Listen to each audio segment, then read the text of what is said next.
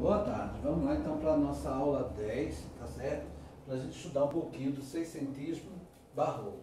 Lembra que a gente estudou o quinhentismo, que tinha a literatura de informação e a literatura de catequese. Agora a gente vai estudar o seiscentismo, que entrou o barroco, o humanismo e outras coisas mais que vocês vão ver no slide, tá bom? Então aí nós temos fotos do barroco, né? Que é bem interessante da gente ver, tá certo? Agora a gente vai ver, né? Moraliza o poeta nos ocidentes do sol a inconstância dos bens do mundo. Gregório de Matos, no barroco no Brasil, ele foi um dos principais escritores, tá certo? Nasce o sol e não dura mais que um dia. Depois da luz se segue a noite escura, em triste sombra morre a formosura, em contínuas tristeza e alegria. Certo? Então são poesia deles, que depois eu vou ajudar bem direitinho e vou entender mais, tá certo? Faz parte do barroco, tá bom? Seiscentismo barroco, do século XVI ao século XVIII. Barroco deriva da palavra espanhola barroco, pérola de forma irregular. Período de conflito entre duas posturas, dúvidas existenciais, postura racional e humanista, concepção classicista, postura religiosa, concepção medieval. Então ficava naquela dualidade, naquela dúvida entre as dúvidas existenciais, o humanismo, e entre a postura religiosa, né? Era Deus e o homem. Será que só tem valor somente Deus, o homem não tem valor nenhum? Será que só o homem tem valor e Deus não tem valor nenhum? Então, essa dualidade que existia naquela época do barroco, né? Eles discutiam muito sobre isso. Vamos lá ver mais alguma coisa.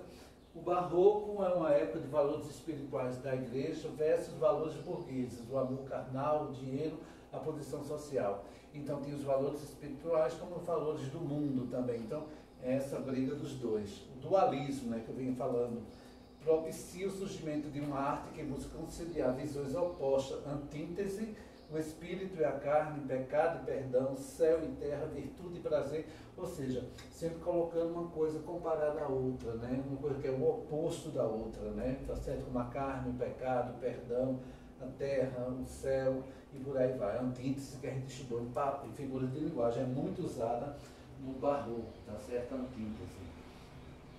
A gente pode ver também na literatura, os contrastes se apresentam através de figuras de linguagem, antítese e paradoxo, tá certo? E aí a gente também já estudou essa. Então, principalmente a antítese e o paradoxo, ela é bastante usada no barroco, né? A gente vê as pinturas, tá certo? Do barroco, que são bem interessantes também, né? Seiscentismo barroco, resposta da Igreja Católica ao avanço da reforma protestante, Concílio de Trento, Companhia de Jesus, Inquisição e Index. Bora ver o que significa cada um desses, tá certo? Então, contra a reforma, a resposta católica à reforma protestante, Concílio de Trento, reunião de bispo convocado pelo Papa Paulo III em 1545 a 1563, na cidade italiana de Trento. O objetivo é emitir decretos disciplinares, né? Mandar decreto de disciplina para que as pessoas possam ser disciplinadas. Medidas tomadas, reafirmados com os dogmas da Igreja, valor de indulgência dos 7 sacramentos, reforço do culto da Virgem e dos santos, reorganização e fortalecimento da Inquisição, instituição de uma lista de livros proibidos aos católicos, o Index Librorum Prohibitorium, né, que seria os livros proibidos, tá certo? Companhia de Jesus, a ordem religiosa criada em 1534 por um grupo de estudantes da Universidade de Paris, liderado pelo Basco Inácio de Loyola e aprovado pelo Papa Paulo III. Os jesuítas pautavam-se por uma obediência cega ao Papa e destacaram-se nas missões do ensino, fundação do colégio e escola, né, as escolas jesuítas, né? Então tinha totalmente submissão ao Papa. E a Inquisição, o que foi a Inquisição? Né? A Inquisição foi criada na Idade Média, século XIII, e era dirigida pela Igreja Católica Romana. Ela era composta por tribunais que julgavam todos aqueles considerados uma ameaça às doutrinas, conjunto de leis dessa instituição. Todos os suspeitos eram perseguidos e julgados, e aqueles que eram condenados cumpriam as penas que podiam variar desde prisão temporária ou perpétua até a morte na fogueira, onde os condenados eram queimados vivos em plena praça pública. Então, essa parte aí da Inquisição é bem interessante. Tem um livro de Humberto Eco, O Nome da Rosa, tem um filme também, que faz parte, né, que foi criada a história em cima da Idade Média, do tempo da Inquisição. É interessante a gente assistir para entender melhor, tá certo? Então, a Igreja Católica dominava e tinha suas regras, e não seguia essas regras, tinha suas punições, né, desde ser preso, a prisão perpétua, até a morte, sendo queimado vivo em fogueiras, tá certo? Quando era considerado uma ofensa muito grave, tá bom? Barroco, né? O barroco, arte espetacular nas igrejas, atraía os fiéis, impressionando igreja, capelas, estátuas de santos, sermões, textos e documentos sepulcrais, reproduzido então para conquistar os fiéis, arte da indisciplina, exagero de relevo. Então a gente vê como era lindo, né? O barroco, a arte, né? A pintura belíssima. Vocês podem, né, dar uma olhadinha com mais calma aí no vídeo, tá? Do slide. Característica do estilo. O fusionismo e o culto do contraste. Na pintura, mistura entre luz e sombra. Na música, combinações de sons. Na literatura, associação entre razão e fé. Então, é aquela coisa da dualidade, a fé ou a razão, ou os dois, como seria, né?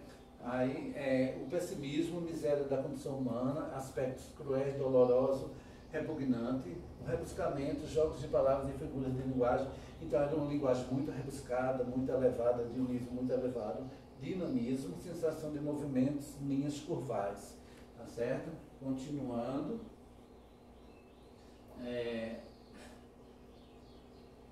Tem aqui, ó, Desenganos da vida humana, metaforicamente, de Gregório de Mato. Vaidade, Fábio, nesta vida, rosa que de manhã lisonjeada, púrpuras mil com ambição dourada, airosa rompe, arrasta, presumida.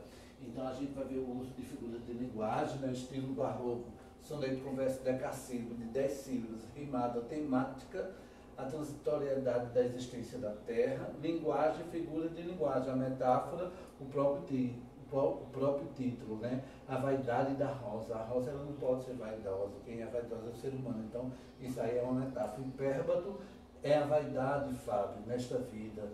E a hipérbole, púrpuras mil, que é o exagero, tá certo? Rebuscamento vocabular, lisonjeada, púrpuras, airosa. Então, um vocabulário muito rico, tá bom?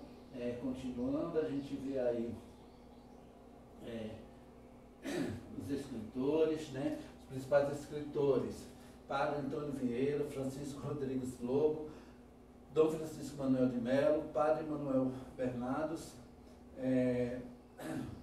Sorô Mariana do Alcoforado. Cada nome, né, vem daqueles tempos. Vamos lá, continuando aqui, a gente vai ver agora um pouquinho ainda falando do barroco, certo?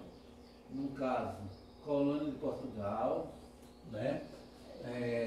Salvador era a capital e sede de administração, produções artísticas, moldes de Portugal, ideal da igreja, não existia imprensa, marca inicial 1601, poema épico, prosopopé de Bento Teixeira, Jorge de Albuquerque Coelho, Dom Natália da capitania de Pernambuco. Certo? Então são os principais escritores daí, obras, estou falando.